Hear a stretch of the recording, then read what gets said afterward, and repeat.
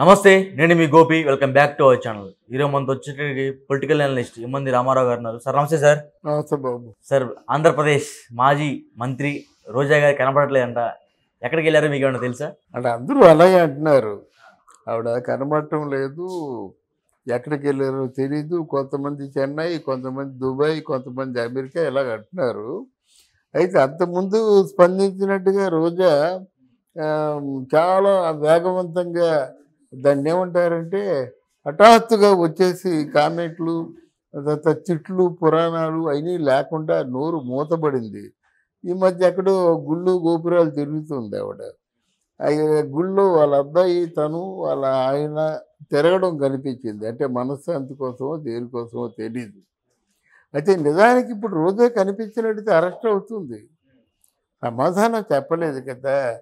నువ్వు అఫిడవిట్లో 2019లో నువ్వేమి రాసావు, ఇప్పుడు నీ ప్రాపర్టీ ఎంత? అంటే బయట పెద్ద పెద్ద వార్తలు వస్తుంది. దాదాపు 3,000 కోట్ల రూపాయల ఆస్తులు ఆమె జమ చేసింది. అదే what I want to say is that. అదే ఏంటంటే నీ ప్రాపర్టీ ఇలా కనిపిస్తున్న 10 కార్లు ఉన్నాయి కదా. నువ్వేం సీఎం కాదు కదా నీ ఇంటి ముందు కార్లు ఉండడానికి. పోనీ లేదా other side of the coin నువ్వు పెద్ద స్టార్ హీరోయిన్ కాదు కదా, నయనతార లాగా వీళ్ళలాగా. 10 కార్లు వెయిట్ చేయడం, ఇక్కడ వెళ్ళాలి ఏంటి, ఇక్కడ మణికొండలో ఇల్లు ఏంటి, అక్కడ నగర్లో ఇల్లు ఏంటి, చెన్నైలో ఇవన్నీ వస్తాయి కదా, మాటలు వస్తాయి కదా. మరి నీకు అంత బ్రెయిన్ కూడా లేదు, దీనికి లెక్క చెప్పగలిగే బ్రెయిన్ లేదు. ఇక్కడ జరిగిన తప్పు ఏంటంటే వాళ్ళ అపజయాన్ని కల్లో కూడా ఊహించలేదు. వాళ్ళ అపజయాన్ని ఒక 15 సంవత్సరాలు ఈజీగా నెట్టుకొచ్చేస్తాం, ఈలోగా సర్దుకుందాం అనేటువంటి ఆలోచనతో ఉన్నారు. కానీ ఆల్ ఆఫ్ సడన్ వారు పడిపోయారు అన్నమాట. ఆ రోజు లెక్కింపు రోజున కూడా సంబరాలు చేసుకుందామని ప్రిపేర్ అయ్యారు. అంతగా ప్రిపేర్ అయిన వాళ్ళు వీళ్ళు ఎక్స్పెక్ట్ చేయలేదు. పోనీ ఇది 100 సీట్లు వస్తాయేమో, లేకపోతే ఈజీగా 90 సీట్లు వస్తాయి. అంటే ఎక్కడ 150, ఎక్కడ పోనీ 150లోంచి ఒక 60 తీసినా 90 సీట్స్ వస్తాయి కదా, మ్యాజిక్ ఫిగర్ దాటిపోద్ది కదా. అలాంటి ధైర్యంతోనే వాళ్ళు ఉన్నారు. కానీ అది తారుమారు అయిపోయింది. కనబడకుండా అంధకారంలోకి వెళ్ళిపోయింది. ఆ జనాలకు కూడా అందుబాటులో లేదంట. నిజమేనా అది? అంటే సమాధానాలు చెప్పాలి కదా. ఆవిడ మాటలు చిన్న మాటలు మాట్లాడలేదు. మా జగన్మోహన్ రెడ్డి తాలూకు చిటికెన వేడి మీద ఉన్న వెంట్రుక కూడా పీకలేమన్నది. తర్వాత 3 పెళ్ళిళ్ళు, ఇంకా రకరకాల చంద్రబాబు నాయుడు గారి తాలూకు సతీమణి భువనేశ్వరి అన్నప్పుడు ఏది మమ్మల్ని అన్నప్పుడు లేదా నువ్వు ఏదో అంటే ఆ మాటలు అనకూడదు. అలాంటి మాటలతో విసిగించింది అన్నమాట. చంద్రబాబు నాయుడు ఆవిడికి రాజకీయ భిక్ష పెట్టినట్టయితే తల్లి పాలు తాగి తల్లి రొమ్మ గుద్దే రకం ఆవిడ.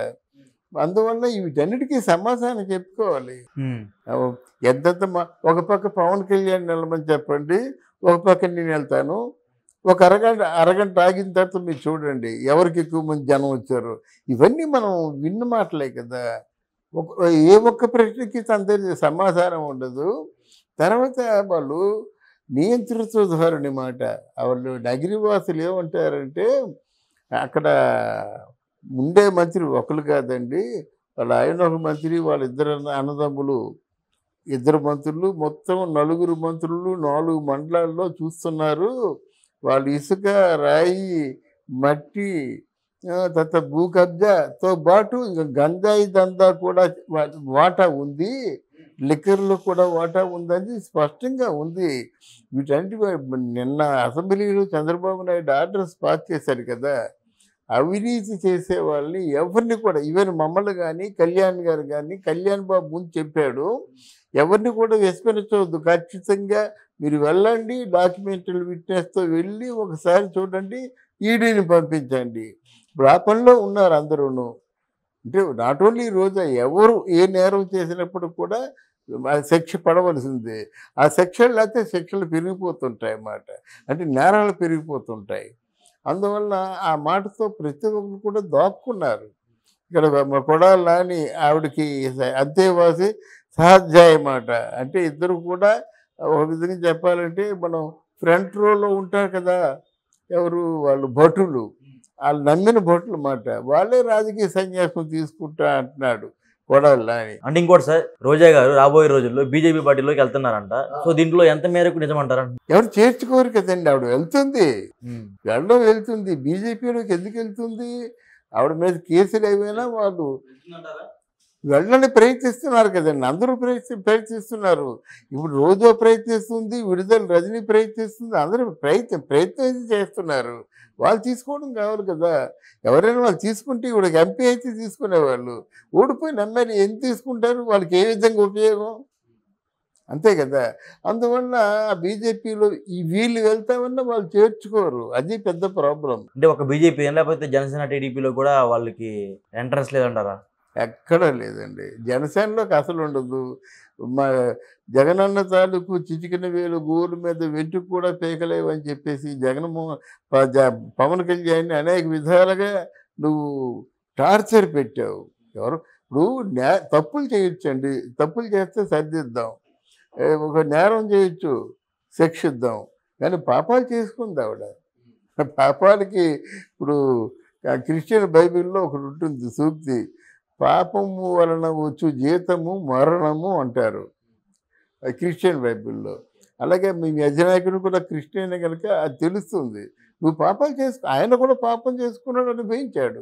నువ్వు కూడా స్వామి పేరు చెప్పి ఎన్నో పాపాలు చేశావు.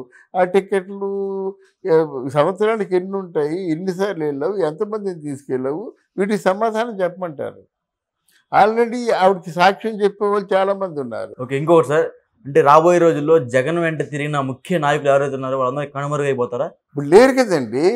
ఇప్పుడు జంతర్ మంతర్ మాయాజాలం కాదు, జంతర్ మంతర్ దగ్గర ధర్నా చేసినప్పుడు ఎవరున్నారు? ఇప్పుడు కొడాలి నాని ఉన్నాడా, విడుదల రజని ఉందా, రోజా ఉందా, పేరు నాని ఉన్నాడా, వరపనేని వంశీ ఉన్నాడా, అనిల్ కుమార్ యాదవ్ ఉన్నాడా? ఉంటే ఫోర్ గ్రౌండ్ ఎందుకు లేరు?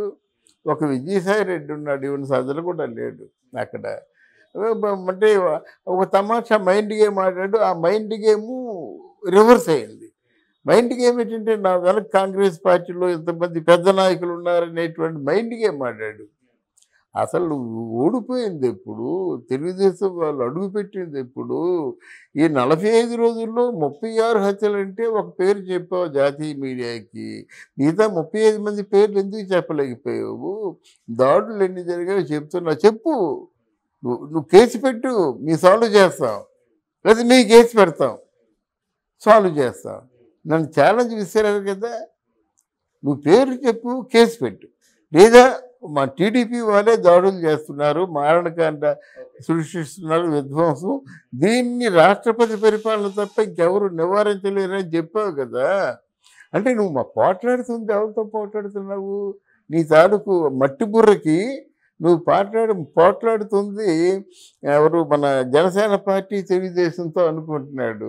మరి కూటమిలో బీజేపీ కూడా ఉంటుంది కదా, ఈ మారణకాండకి బీజేపీ కూడా కారణం అవుతుంది కదా. మరి ఆలోచించలేవి. దాంతో మోదీ మనం ముందే చెప్పుకున్నారండి, ఈయనకి అపాయింట్మెంట్ ఎవరని చెప్పాం, అలాగే జరిగింది. మోదీ ఎందుకు ఇస్తాడు అపాయింట్మెంటు? కూటమిని తిడుతున్నప్పుడు. అయినా అన్నీ అబద్ధాలే చెప్పినప్పుడు వాళ్ళు ఎందుకు తీసుకుంటారండి సీరియస్గా? తీసుకోరు. నిజంగా నువ్వు చెప్పిన దాంట్లో ఒకటైనా నిజం ఉన్నట్టయితే వాడు వెంటనే సీరియస్గా యాక్షన్ తీసుకునేవాళ్ళు, నీకు అపాయింట్మెంట్ ఇచ్చి వివరాలు మాకు చెప్పండి మేము చూస్తామనేవాళ్ళు. ఈయన మాట క్రెడిబిలిటీ లేదు, అదొకటి బూమరాంగ్ అయిపోయింది. తర్వాత అక్కడ ఖర్గే వీళ్ళిద్దరిని తిట్టారు, అఖిలేష్ యాదవ్ ఇంకెవరు వచ్చారు కాంగ్రెస్ లీడర్స్ని, వాళ్ళు బాగా తిట్టారు మాట. ఏం మీకు బుర్ర ఉందా లేదా? వాళ్ళు మనకి విరోధం కదా. మరి అయితే వైఎస్ఆర్సీపీతో మీరు ఎందుకు చేతులు కలుపుతారంటే, లేదండి మేము మామూలుగా వెళ్ళాము, మద్దతుని కోరాము, వెళ్ళాము తప్ప ఆయన మమ్మల్ని పర్సనల్గా ఆహ్వానించాడు, వెళ్ళాం తప్ప వేరే